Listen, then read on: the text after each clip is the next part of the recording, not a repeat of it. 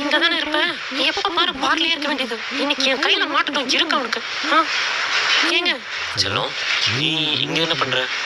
ஏங்க நீங்க வெயிட்டரா? பகல்ல பேங்க்ல வேலை செஞ்சுட்டு நைட்ல வெயிட்டரா வேலை செய்கிறேன். அச்சோ, ஆனா எதுக்கு? உனக்காகத்தான்.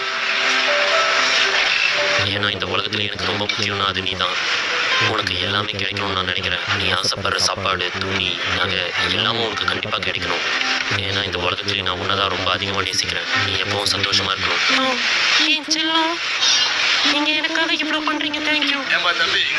செல்லம், கஸ்டமர் கூப்பிட்றாங்க, நான் போய் ஆகணும்.